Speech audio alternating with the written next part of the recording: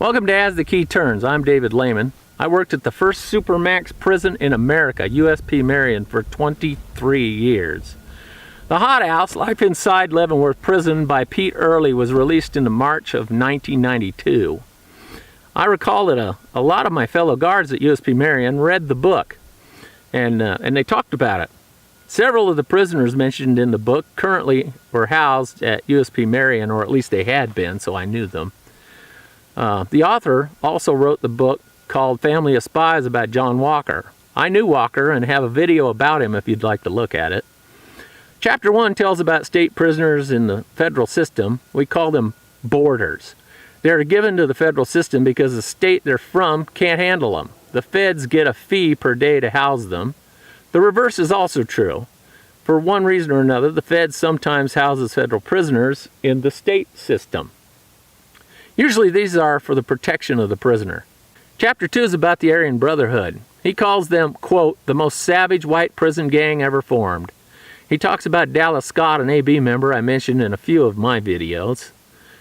Yes, I knew Scott. He talks about the reprisals of the guards for putting a hand on one of us and how drugs get into the prison. Chapter 3 is about Catman, a prisoner, a character in prison, I guess is how you'd say it. Chapter 4 tells about how Leavenworth got the nickname of the Hothouse.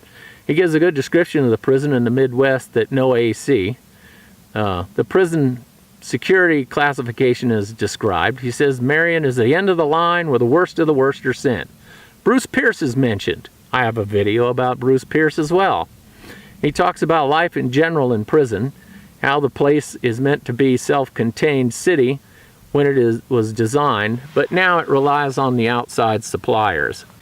Chapter 5 is a short history of the BOP. Chapters 6 and 7 are about the new prisoner and what's it like to be a new fish, as we call them. Chapter 8 is what a new warden has to deal with. 9 is a fairly long rant by Dallas Scott trying to justify the existence of the Aryan Brotherhood, or ABs, or the Brand, as they're called. Chapter 10 is about a supervisor who believes that guards can't fake it in prison. The convicts will find out who you really are. You can take the violence in the job or not. Chapter 11 is about the Cuban riots and Tommy Silverstein's part in it. The Cubans turned Silverstein over to the cops to get him out of the prison due to his erratic and his violent behavior. Chapters 12 and 13 are about an abusive guard and supervisors and the history of Silverstein.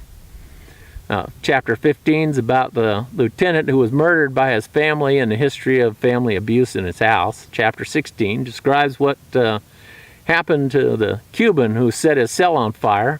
I have a video about an incident that sounds really similar to this incident. It seems Cubans start fires in their cells quite a bit.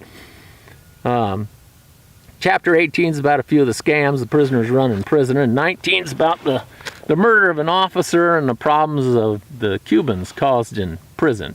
Chapter 20 describes the issues that female staff have in prison, some of the issues that acting like you are on the outside when dealing with convicts. A woman who just didn't acclimatize herself to being inside a prison is talked about, and the consequences of that. Chapter 21 is a great description of an escape. Chapter 22 is about the prison rehabilitation programs and religious services. It seems that the guards and the cons agree that programs are all about making parole and not a lot else.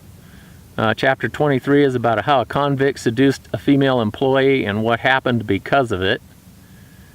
Chapter 24 is a bit of an inaccurate description of the murder of Officer Klutz by Silverstein.